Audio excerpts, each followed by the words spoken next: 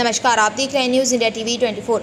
आपको बता दें, उत्तराखंड के पर्यटन मंत्री सतपाल महाराज ने विभागीय अधिकारियों के साथ पर्यटन विभाग की समीक्षा की। मीडिया से बातचीत करते हुए सतपाल महाराज ने कहा कि प्रदेश में चल रही विभिन्न योजनाओं के लिए वित्तीय वर्ष 2025-26 में 48,676 लाख की योजनाएं स्वीकृत हुई हैं। महासू मंदिर हानौल में मास्टर प्लान के तहत 10 अलग अलग कार्य किए जा रहे। मानसखंड मंदिर माला मिशन के तहत 48 मंदिरों का चयन किया गया और 16 मंदिर लिए गए हैं।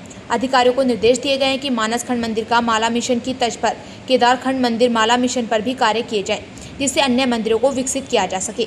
वहीं कैची धाम में ट्रैफिक व्यवस्था को देखते हुए बाईपास बनाने की प्रक्रिया को और गति दी जाने की जरूरत है। मुक्तेश्वर में कार पार्किंग और हेलीपैड के लिए पर्यटन विभाग ने जगह मांगी। पर्यटन मंत्री ने कहा कि वेडिंग डेस्टिनेशन को लेकर पर्यटन विभाग लगातार कार्य कर रहा और उन स्थानों को तलाश कर रहा है जहां पर शादी समारोह आयोजित किया जा सके और लोगों को किसी प्रकार की समस्या न हो। मंत्री ने कहा कि विभाग के तहत चल रहे विभिन्न कार्यों को लेकर साफ तौर पर निर्देश दिए गए हैं कि तत्काल प्रभाव से समय अवधि में ही कार्यों को पूरा किया जाए। वित्तीय प्रगति जो है 2025-26 में पर्यटन विभाग में कुल 48,676 लाख 5,000 की योजनाएं स्वीकृत हुई हैं। महासू देवता का हनोल में 10 से अधिक कार्य चल रहे हैं, जैसे वीआईपी लॉन्ज है, धर्मशाला है और यज्ञशाला है, दुकानें हैं, पेविलियन निर्माण है, इसके काम चल रहे हैं। और इसके साथ साथ 2,246 लाख 76,000 व्यय हो चुका है। मानसखंड मंदिर माला मिशन में 48 मंदिरों का विकास हेतु चयन किया गया है। प्रथम चरण में 16 मंदिर हमने लिए हैं, जिनमें 125.25 जो है लाख जो हमने स्वीकृत किए हैं। प्रशासनिक स्वीकृति जो है 51 करोड़ 14 लाख की धनराशि जारी की गई है। 6 मंदिरों का कार्य प्रारंभ है, तो इस पर कार्य किया जा रहा है। और मैंने ये भी आग्रह किया है कि इसी मानसखंड मंदिर माला के मिशन के तहत केदारखंड मंदिर माला मिशन भी जो है बनाया जाए, जिससे कि और भी मंदिरों का प्रचार प्रसार हो सके, विशेष करके केदारखंड के मंदिर। कैची धाम विकास योजना के लिए हम लोग जो है इसमें बाईपास के लिए और भी नाले के अंदर जो पोल्यूशन होता है उसको ठीक करने के लिए, उसके लिए हमारी योजना है, ताकि ट्रैफिक कंजेशन ना हो और अल्मोड़ा के लोग और भी जगह के लोग जो हैं वहाँ उनको प्रतीक्षा ना करनी पड़े। यात्रा मार्ग नैनीताल मुक्तेश्वर इत्यादि जो है वहाँ पर भी हम काम कर रहे हैं। और मुक्तेश्वर में मैंने मुख्यमंत्री जी से आग्रह किया था कि वहाँ पर कार पार्क की बहुत कमी है, जिसके लिए वहाँ पर हमें जो वहाँ का एक डिपार्टमेंट है वो हमें थोड़ी सी ज़मीन देगा, हेलीपैड के लिए भी और कार पार्क के लिए भी। इसके साथ साथ मुख्यमंत्री द्वारा 400 करोड़ की केंद्रीय सहायता हेतु अनुशंसा की गई है। वेडिंग डेस्टिनेशन जो है बनाने के लिए हम लोग पूरी तरीके से प्रयासरत हैं। और बड़े सौभाग्य की बात है कि मुझको पीडब्ल्यूडी और सिंचाई विभाग भी मिला हुआ है और टूरिज्म भी मिला हुआ है।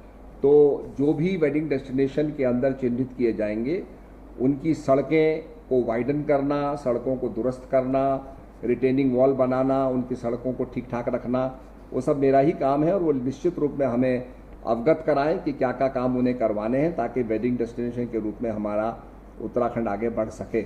और इसको हम एक्सपैंड करना चाहते हैं। रामनगर में काफ़ी इसकी फैसिलिटीज़ हैं, मसूरी में हैं, ऋषिकेश में हैं, हरिद्वार में हैं। हम चाहते हैं अल्मोड़ा में और जगह जगह भी हों। तो हम चाहते हैं कि इस प्रकार से वेडिंग डेस्टिनेशन को और भी बढ़ाया जाए। आज हमने निर्णय लिया है कि त्रिजुगी नारायण को हम वैदिक पर्यटन विलेज के रूप में उसको हम घोषित कर रहे हैं। ये बड़ी प्रसन्नता की बात है। इसके साथ साथ बटर फेस्टिवल के लिए, मानसून मैराथन के लिए, TTF अहमदाबाद के लिए, विंटर लाइन कार्निवल मसूरी के लिए हम लोगों ने इसमें ऑली स्कीइंग खेल हैं, अंतर्राष्ट्रीय योग महोत्सव हैं, ये सब काम आगे हम कार्यक्रम करने जा रहे हैं। तो इसके लिए इंस्टाग्राम, फेसबुक, ट्विटर, यूट्यूब, इसके लिए भी हम चाहते हैं कि सब्सक्राइबर बढ़ें और आगे हमारे टूरिज़्म का प्रचार प्रसार हो।